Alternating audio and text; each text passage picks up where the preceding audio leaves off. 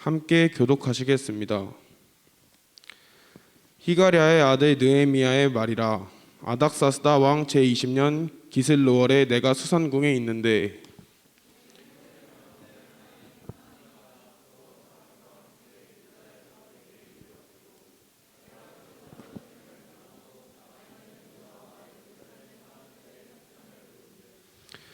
그들이 내게 이르되 사로잡힘을 면하고 남아있는 자들이 그 지방 거기에서 큰 환난을 당하고 능욕을 받으며 예루살렘 성은 허물어지고 성문들은 불탔다 하는지라. 내가 이 말을 듣고 앉아서 울고 수일 동안 슬퍼하며 하늘의 하나님 앞에 금식하며 기도하여 이르되 하늘의 하나님 여호와 크고 두려우신 하나님이여 주를 사랑하고 주의 계명을 지키는 자에게 언약을 지키시며 긍휼을 베푸시는 주여 간구하나이다. 이제 종이 주의 종들인 이스라엘 자손을 위하여 주야로 기도하오며 우리 이스라엘 자손이 주께 범죄한 죄인들을 자복하오니 주는 귀를 기울이시며 눈을 여시사 종의 기도를 들으시옵소서. 나와 내 아버지의 집이 범죄하여 주를 향하여 크게 악을 행하여 주께서 주의 종 모세에게 명령하신 계명과 율례와 규례를 지키지 아니하였나이다. 옛적에 주께서 주의 종 모세에게 명령하여 이르시되 만일 너희가 범죄하면 내가 너희를 여러 나라 가운데에 흩을 것이요 만일 내게로 돌아와 내 계명을 지켜 행하면 너희 쫓긴 자가 하늘 끝에 있을지라도 내가 거기서부터 그들을 모아 내 이름을 두려고 택한 곳에 돌아오게 하리라 하신 말씀을 이제 청하건대 기억하옵소서. 이들은 주께서 일찍이 큰 권능과 강한 손으로 구속하신 주의 종들이요 주의 백성이니이다. 주여 구하오니 귀를 기울이사 종의 기도와 주의 이름을 경외하기를 기뻐하는 종들의 기도를 들으시고 오늘 종이 형통하여 이 사람들 앞에서 은혜를 입게 하옵소서. 하였나니 그때 내가 왕의 술 관원이 되었느니라. 아멘. 아멘. 기도하겠습니다. 사랑이 많으신 아버지 하나님, 오늘 우리에게 주신 예배의 자리, 또 주님의 말씀을 붙잡고 나아가는 이 자리, 주님, 성령님, 우리 한 사람 한 사람을 붙들어 주시고 우리의 마음을 주장해 주시고 우리가 말씀 앞에 겸손히 엎드리고 그 말씀을 경청케 하여 주시옵소서. 감사하며 예수님 이름으로 기도합니다. 아멘. 여러분, 2주 만에 제가 설교 강단에 쓴 것 같습니다. 그렇다고 땡보는 아니었어요. 그냥 시간이 그냥 간 게 아니라고 말씀드리는 겁니다. 굉장히 큰 마음의 부담과 무거움을 가지고서 2주를 보낸 것 같습니다. 2주 동안의 예배 가운데 여러분들께서는 정말 찬양 가운데서 은혜 받고 또 간증 통해서 또 도전 받고 그러셨을 줄 믿습니다. 그런데 저는 그 2주 동안의 말씀을 들으면서 거룩한 부담감이라고 해야 될까요? 우리 청년부를 향한 하나님의 잠재되어 있는 어떤 잠재적인 어떤 가능성을 자꾸 들여다보게 하시는 것 같았습니다. 그리고 하나님이 우리 청년부, 디아스포라 청년부를 좀 새롭게 하시려고 하는 어떤 계획들을 자꾸 상상하게 하고 떠오르게 하고 자꾸 기대하는 마음으로 막 상상하면서 혼자 그러면서 울렁울렁거리고 막 그런 2주를 보냈습니다. 그런데 그 기대를 하나님이 내 안에서만 가지고 있게 하시는가? 그게 아니라 우리가 함께 그 설렘을 공유하기를 원하신다라는 생각들을 확신을 갖게 되었습니다. 그래서 2022년이 들어가기에 앞서서 또 우리가 총회를 하고 있는데 임원으로 선출된 임원들, 순장들, 그리고 그 외에도 여러 팀장들, 그 외에도 또 함께 우리 디아스포라 안에서 헌신하고 있는 여러분들과 함께 하나님이 주시는 마음을 그리고 그림들을 공유할 수 있는 시간을 가져야 되겠다라는 생각들을 갖게 되었습니다. 오늘은 아닙니다. 조만간에 그렇게 함께 하나님의 비전과 하나님의 계획들을 함께 공유하는 시간을 가졌으면 좋겠습니다. 총회를 저번 주에 우리가 선포했습니다. 여러분들 안에 어떤 마음이 있으신지 모르겠습니다. 총회를 선포하기 전에 이미 이 말씀은 지난달에 총회를 염두에 두고서 하나님께서 주신 말씀이고, 이 말씀을 가지고서 여러분들과 함께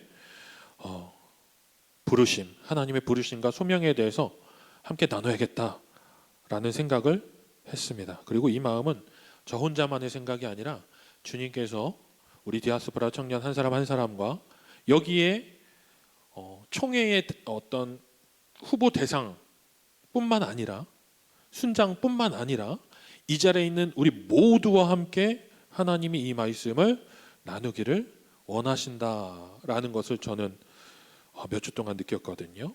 그래서 여러분과 함께 오늘 부르심, 소명에 대해서 함께 나누고자 합니다.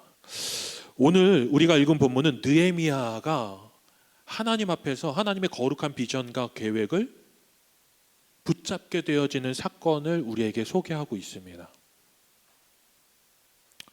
근데 말씀 들어가기 전에 하나 먼저 얘기하고 싶은 게 있었는데 좀 양해해 주세요. 김무성 청년? 무성 청년 어디 갔죠? 위에 있나요? 오늘 봉독 처음 하는 건가요? 예, 그래서요. 봉독 처음 하는 거죠. 예, 잘했습니다.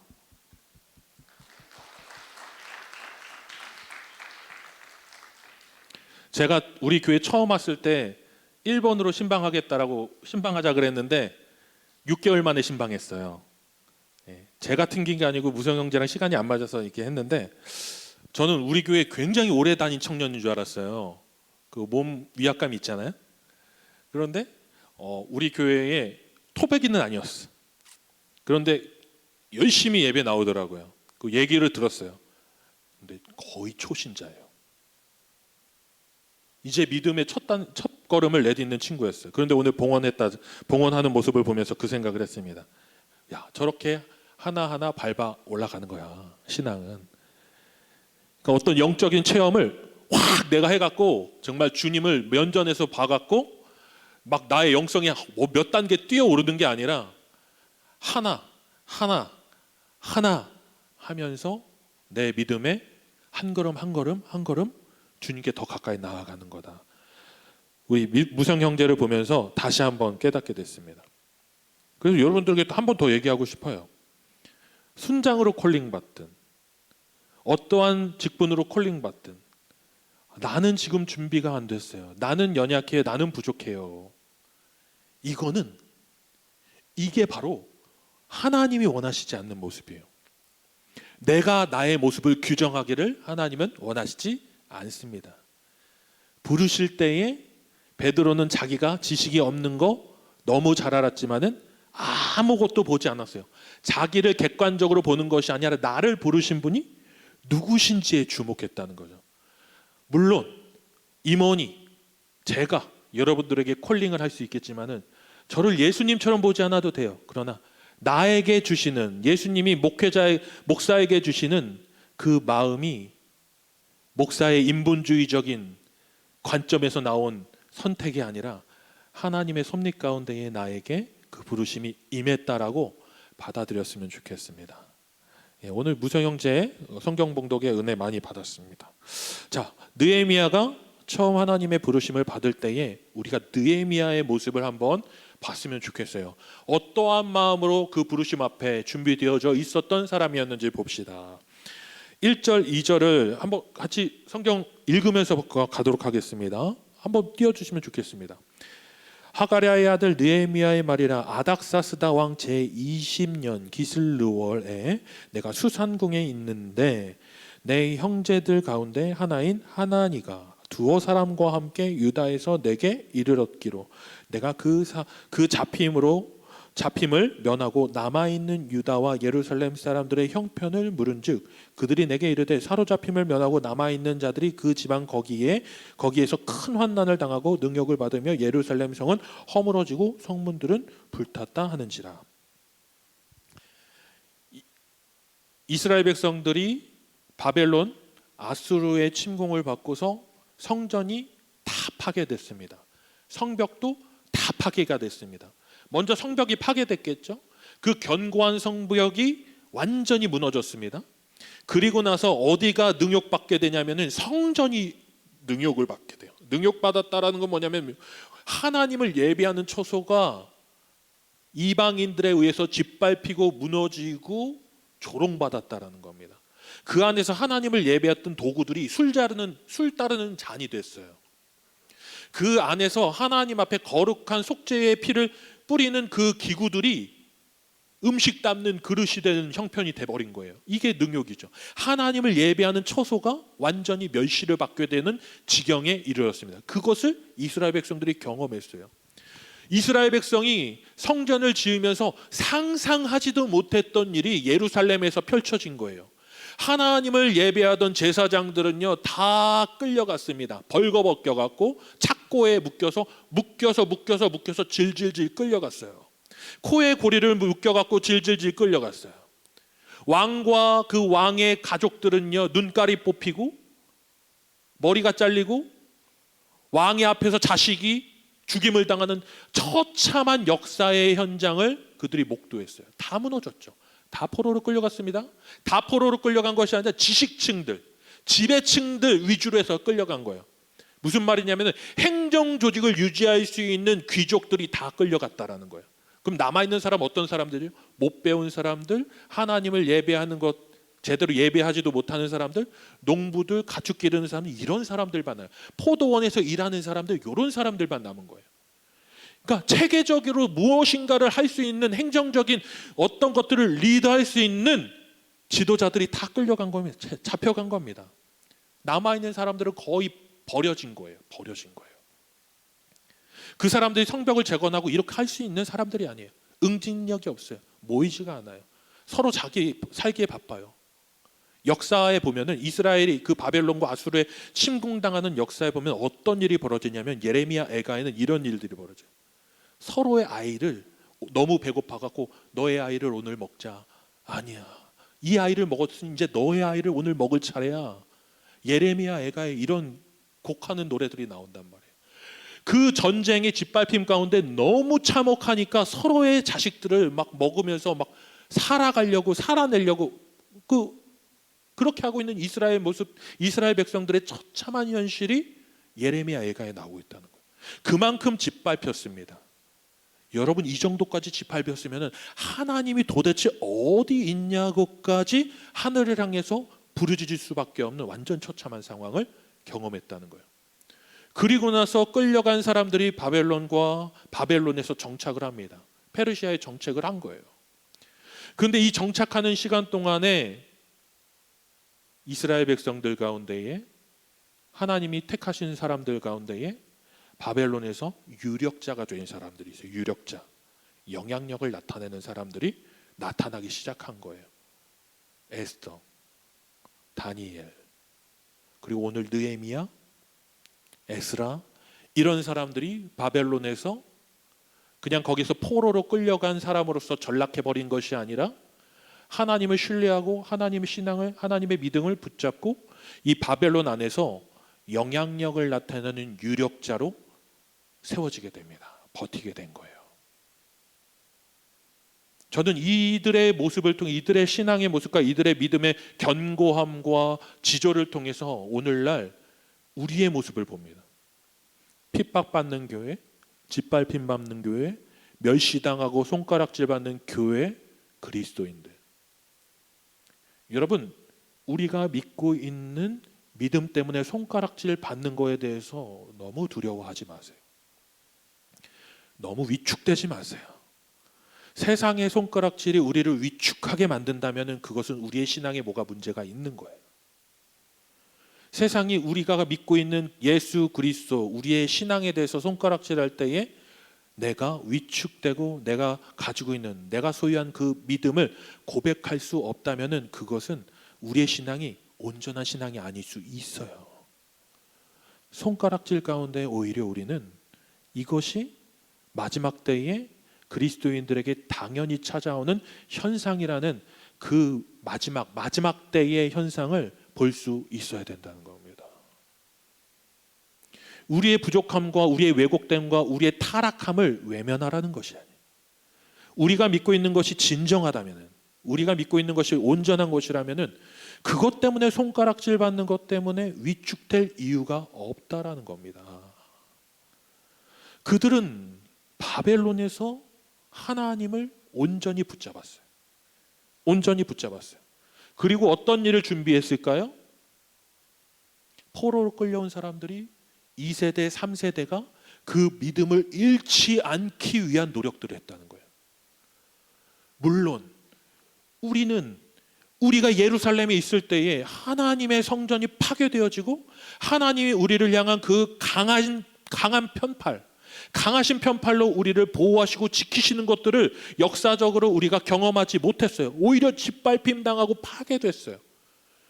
우리는 그것을 눈으로 목도하면서 여기까지 끌려왔어요.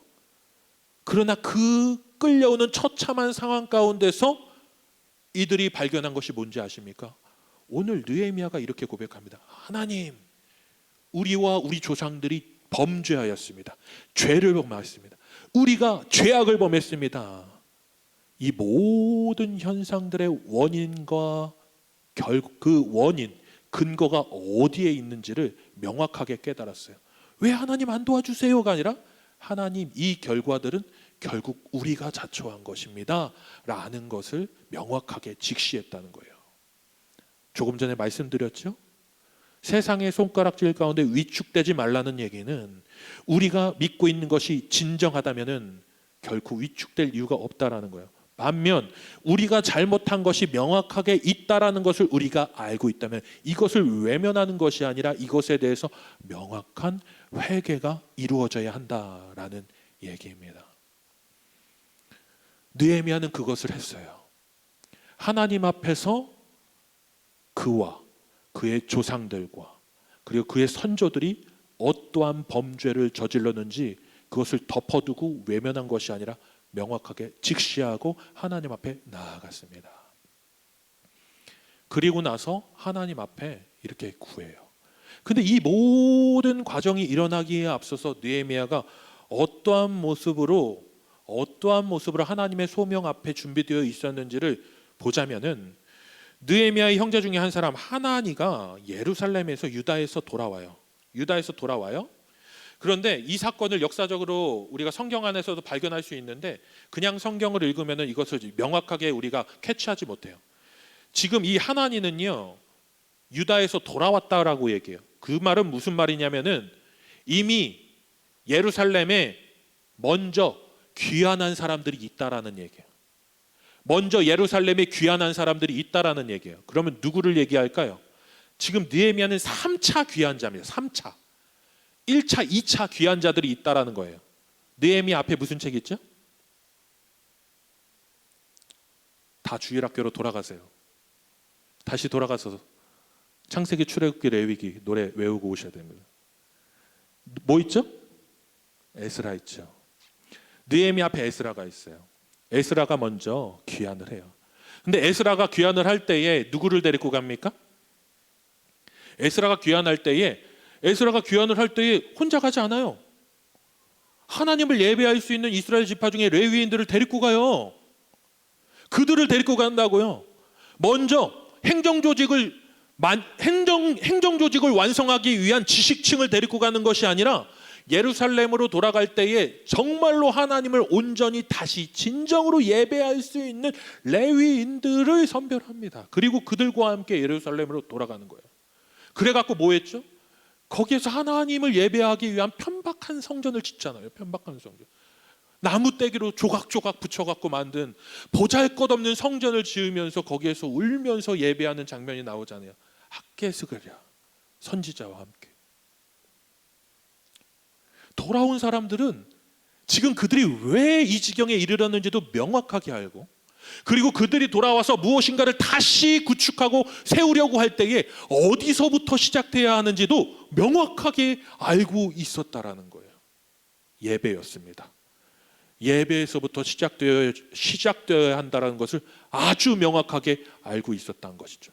그런데 어떤 일이 벌어지냐면은 예루살렘으로 돌아온 이 귀한 자들, 1차, 2차 귀한 자들이 하나님을 예배하지 못하도록 만드는 토착 세력들이 있어요. 꼭 고인물들이 있다고요. 썩은 물이 있어요. 기득권이 있다는 겁니다. 온전히 하나님을 예배하는 것만을 관심을 두고 있었던 이 귀한 자들을 어떻게 모함하냐면은 바벨론으로 편지를 보내요. 그래가지고 그 왕에게 이렇게 얘기합니다. 여기 있는 사람들이 성전을 지으려고 합니다. 뿐만 아니라 성벽을 다시 지으려고 합니다. 이 말은 무엇일까요? 바벨론이라는 거대한 제국은요, 분할 통치를 해야 됩니다. 이 거대한 제국은요, 제국주의는요, 왕 하나가, 황제 한 명이요, 그 거대한 제국들을 다 통치할 수 없기 때문에 총리를 보내고 분봉왕들을 세우고 이런 일들을 해요. 나라를 다 구분해 갖고 통치를 대리하도록 한다는 거예요. 그런데 예루살렘은 거의 황폐된 그 땅인데 이미 자신의 선조, 바벨론, 아수르의 선조 왕, 황제들이 다 짓밟아 놓은 땅인데 이 예루살렘을 점령하는 것이 정말 어려웠었어요. 어느 정도로 어려웠었냐면은 이사야에서요, 사네립이 침공했을 때에 사네립이 그 당시에 이거였거든요. 최고였어요. 못 점령했어요. 얼마나 질긴 사람들인지 점령이 안 되는 인간들이었다고요.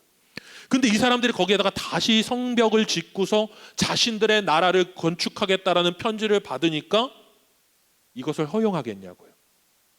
반란, 독립 허용 안 한다는 거죠. 그 편지 내용을 듣고서 에스라 때에 그 건축하는 것들이 정리가 됩니다. 그리고 오늘 느헤미야에서 읽었듯이 그냥 멈춘 것이 아니라 그 땅에 있는 사람들이 막 공격해갖고 짓고 있었던 그 편박한 선전, 그리고 짓고 있었던 그 성벽을 또 허물어 버려요.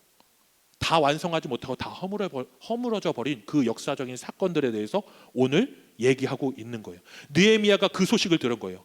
기껏해서 정말 마음을 모아갖고 다시 회복을 위해서 그 먼 여정을 에스라가 사람들 모아갖고 포로 귀한 자들, 우리 다시 돌아가서 회복하자는 회복 운동을 일으켜갖고 데리고 갔던 사람들이 성전 짓고 다시 하나님 예배하려고 했는데 거기 있는 사람들이 그걸 못하게 방해한 거예요. 모략하고 왕에게 편지 보내고 막 사람들 보내갖고 막 그 봉사하고 있는 사람들 죽이고 막 이런 일들이 벌어지고, 이 소식을 하나니가 유다에서 와갖고 느헤미야에게 알려준 거예요. 근데 이 소식을 듣고서 느헤미야가 아이고 안타깝다, 아이고 애썼는데 아무것도 안 됐네, 아이고 그 마음 작정해 갖고 돌아갔는데 고작 돌아갔는데 거기에서 개죽음이네, 아무것도 하지 못하고 회복은 무슨 회복이야, 여기에서 허락도 안 해주는데 거기서 어떻게 할 수 있겠어. 이랬으면 느헤미야는 거기 예루살렘 돌아가면 안 됩니다. 근데 하나님가 그 소식을 들려준 그 순간 느헤미야의 마음 가운데에 여기부터 끓어오르는 안타까움과 괴로움과 고통이 있었어요. 회복을 위해서 먼저 들어간 사람들에 대한 미안함이 있었어요. 하나님의 나라가 회복되어지는 것에 대한 꿈, 그리고 비전, 나도 갖고 있었지만 차마 거기를 가지 못했던 자신을 향한 마음이 있었어요. 뿐만 아니라 먼저 간 사람들에 대한 고마움과 미안함, 그리고 어떻게 하나님의 나라가 회복될 것인지에 대한 기대가 있었어요. 그가 가지고 있었다고요. 근데 그 소식을 들었을 때에 그것이 남의 일이 아니라 내가 가지고 있었던 비전이 무너지는 것 같은 느낌을 느헤미야가 가졌을 것입니다. 분명히 회복될 것이라는 기대를 갖고 격려하면서 그들을 보냈는데 그들이 거기에서 모략당하고 짓밟힘당하고 있는 형제들의 모습, 그 소식을 듣게 되었을 때 느헤미야의 마음 가운데에 어떤 마음이 들었을까요? 내가 이 말을 듣고 앉아서 울고 수일 동안 슬퍼하며 하늘의 하나님 앞에 금식하며 기도하여 이르되 하늘의 하나님 여호와 크고 두려우신 하나님이여 주를 사랑하고 주의 계명을 지키는 자에게 언약을 지키시며 긍휼을 베푸시는 주여 간구하나이다. 여러분, 느헤미야의 이 기도는요, 기도문입니다. 이거 그냥 느헤미야가 이 순간 갑자기 슬픈 마음이 들어갔고 이 기도를 한 것이 아니라 포로로 끌려온 사람들이 포로로 끌려온 사람들이 붙잡고 있었던 기도문이었다고요. 회복을 간구하는 기도문이었다는 겁니다. 이 기도문이 또 나와요. 다른 사람이 이 기도문을 또 읽는다고요. 성경에는. 그들은 회복에 대한 갈구와 비전을 가지고 있었어요. 근데 느헤미야가 그 소식을 듣고 어떤 행동을 취합니까? 슬퍼하며 울면서, 수일 동안 슬퍼하며 울면서 금식하면서 하늘의 하나님 앞에 기도했다는 겁니다. 여러분, 우리는 비판은 해왔어요. 진단은 해왔어요. 그렇지만 교회의 회복을 위해서 금식한 적은 없습니다. 이 시대의 젊은이들이, 청년들이 예수 그리스도께 돌아오는 것을 위해서 함께 금식하며 기도한 적이 있었나? 느헤미야처럼 슬피 울면서 애통하는 마음으로 하나님 앞에 부르짖었던 적이 있었는가? 바로 이 마음이 느헤미야를 하나님의 부르심 가운데로 오게 했던 가장 순수한 소명의 마음이었다. 소명만. 자신을 위한 기도를 우리가 눈물 흘려서 했던 기억들은 너무도 많지만 이 시대의 젊은이들과 이 시대의 청년들과 이 시대의 교회들과 이 시대의 신앙의 모습을 위해 놓고서 우리가 금식하며 애통하며 기도하는 자가 되었는가? 여러분, 이 마음이 우리에게 조금이라도 있다면 그는 하나님의 부르심에 가까이 있는 사람입니다. 아주 가까이 있는 사람인 거죠. 느헤미야는 하나님 앞 그렇게 기도했습니다. 그리고 회개했습니다. 그랬더니 주님이 어떤 일을 그에게 허락하시냐? 7절에 주를 향하여 크게 악을 행하여 죽게 주의 종 모세에게 명령하신 계명과 율례와 규례를 지키지 아니하였나? 9절에 만일 내게로 돌아와 내 계명을 지켜 행하면 너희 쫓긴 자가 하늘 끝에 있을지라도 내가 거기서부터 그들을 모아 내 이름을 두려고 택한 곳에 돌아오게 하리라 하신 말씀을 이제 청하건대 기억하옵소서. 솔로몬이 처음에 성전을 봉헌할 때 드렸던 성전 봉헌 기도문을 느헤미야가 읊조립니다.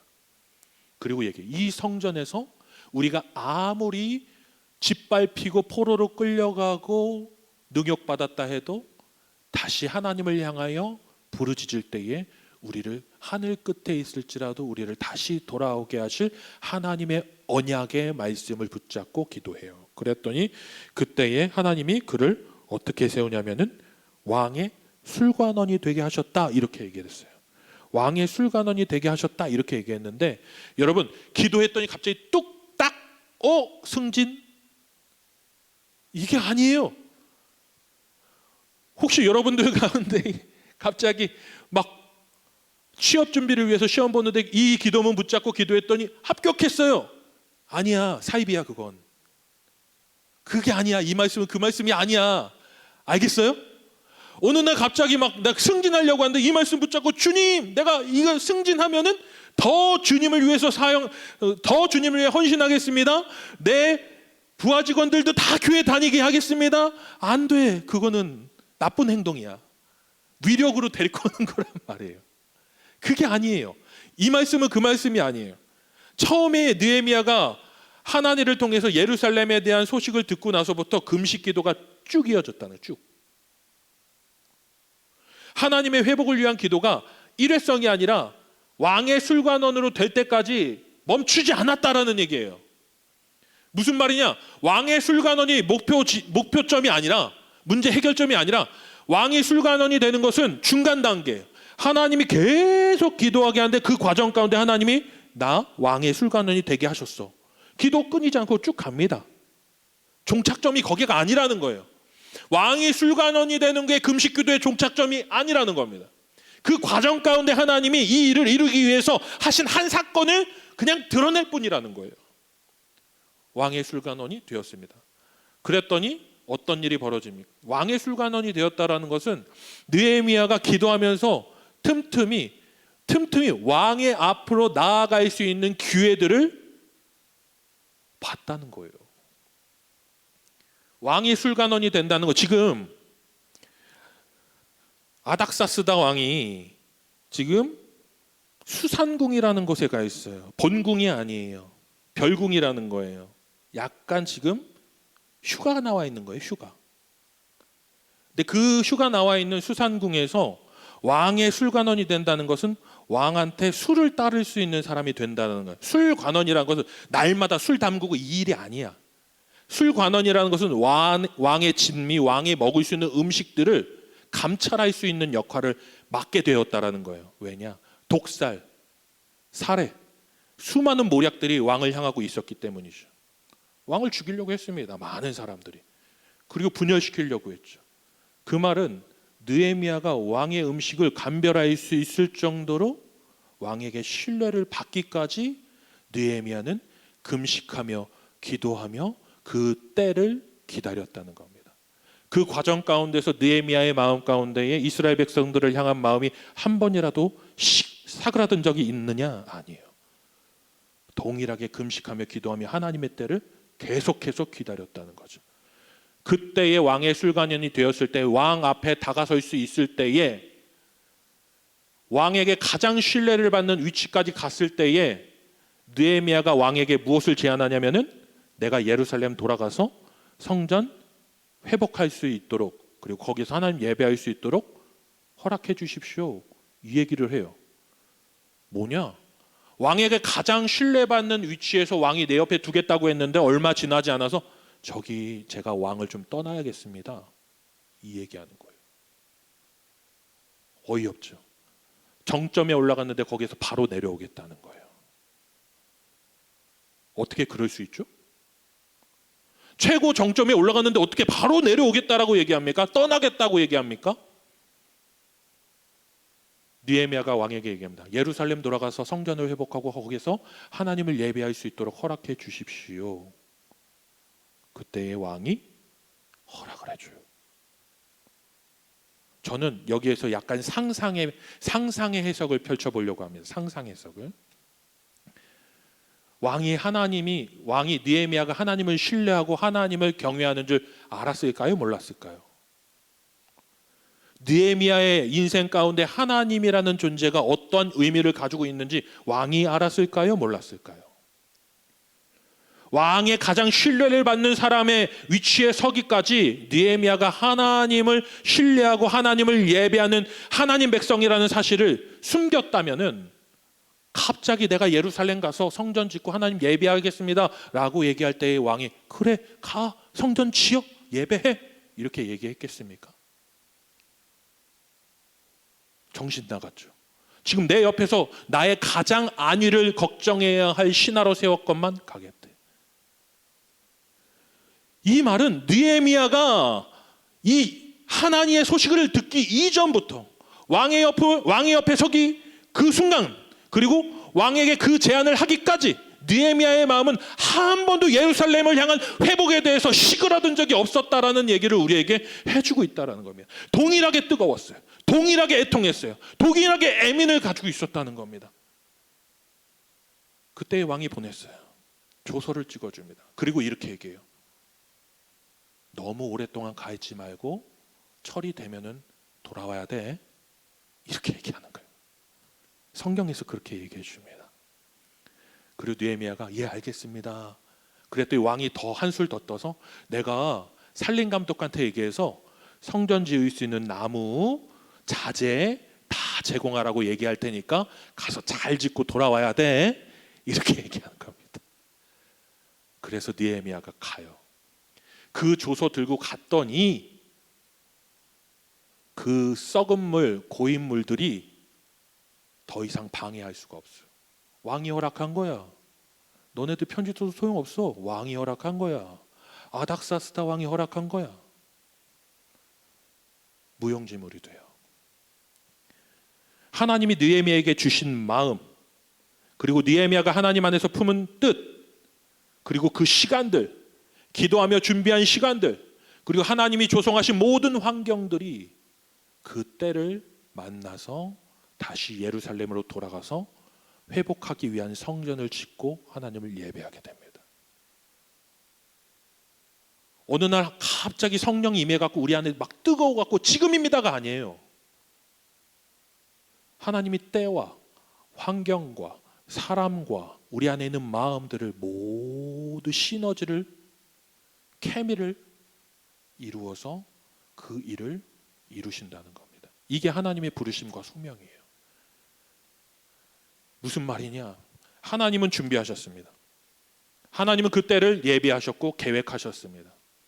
근데 그 때에 하나님이 바라시는 그 거룩한 계획에 동참할 수 있는 열정과 뜨거운 마음과 준비된 마음을 가지고 있는 사람은 하나님이 부르실 때에 다른 거 생각하지 않습니다. 내가 저 성숙했습니다. 저 준비됐습니다. 저 계획됐습니다. 저 이런 뜻이 있습니다가 아니에요. 하나님의 때임을 받아들이고 거기에 동참하는 거죠. 부르심 받은 자에게 요구되어지는 것은 순종밖에 없어요. 나의 어떠함은 내가 보는 어떠함이고 하나님은요, 나의 어떠함이 바닥에 있어도 상관이 없어요. 그래도 내가 너 쓰겠다는 거예요. 네가 내가 원하는 자라는 거예요. 너를 통해서 회복을 시작하겠다라는 거예요. 이게 하나님의 부르심입니다. 소명입니다. 우리가 저번 주에 총회 선포였어요. 근데 제가 이런 얘기를 들었어요. 목사님, 우리 교회는요, 총회 때에요, 좀 거절하는 분위기들이 좀 있어요. 괜찮아요. 괜찮아. 하나도 걱정 안 했어. 왜냐? 사정이 있겠지. 괜찮아요. 지금 그 무엇인가 뜻이 있겠죠. 괜찮아요. 지금이 아니어도 내년에 하나님 부르실 수도 있겠죠. 내 옆에 있는 사람이 거절하는 거 신경 쓰지 말고 하나님이 지금 나한테 뭐라고 말씀하시는지, 나를 부르시는지를 주목해야 돼요. 느헤미야를 불렀는데 옆에 하나님 너 같이 갈 거야? 이게 아니에요. 느헤미야의 마음을 감동시키실 때 내 옆에 있는 사람의 마음이 어떤지가 중요한 게 아니에요. 하나님이 나를 부르셨을 때에, 그 콜링이 나를 향할 때에 나를 주목해야 돼요. 여기가 아니에요. 나라는 거죠. 그 부르심과 소명 앞에, 하나님의 부르심 앞에 어떻게 반응할지는 바로 지금 여러분 한 사람 한 사람에게, 여러분 한 명 한 명 한 명에게 지금 주님이 말씀하십니다. 같이 하겠냐? 따라오겠냐? 동행하겠냐? 동참하겠냐? 그래서 기도하라고 하는 거예요, 여러분. 여기 있는 사람들 모두가 그 부르심의 대상이기 때문입니다. 그리고 하나님은 그 부르심 앞에 이 얘기를 듣기 원합니다. 나는 어린 나이입니다. 저는 어려요. 그러나 주의 뜻대로 저를 사용하여 주시옵소서. 예수 그리스도의 고백이 우리의 입술 안에서 고백되어지기를 주님은 원하십니다. 이제 2주 동안의 총회 기간이 남아 있습니다. 여러분에게 다시 한번 묻고 싶습니다. 그리고 주님이 우리 한 사람 한 사람에게, 나에게 어떠한 마음을 주시는지를 기도하면서 한 주를 보낼 수 있는 우리 청년들이 될 수 있기를 바랍니다. 그 기도 가운데에 하나님이 나를 부르신다면은 나는 어떻게 그 하나님 앞에 대답할 것인지를 진지하게 물어볼 수 있기를 바라요. 다짜고짜 탁 이게 아니라 하나님 앞에 서시라는 거예요. 꼭 하나님 앞에 서세요. 하나님은 어떤 일을 벌이실지 우리 중에 아는 사람 있어요? 없어요. 근데 하나님의 계획은 놀랍습니다. 그렇게 부르심 앞에 나아갈 수 있는 우리 모든 디아스포라 청년들이 될 수 있기를 간절히 바랍니다. 기도하겠습니다.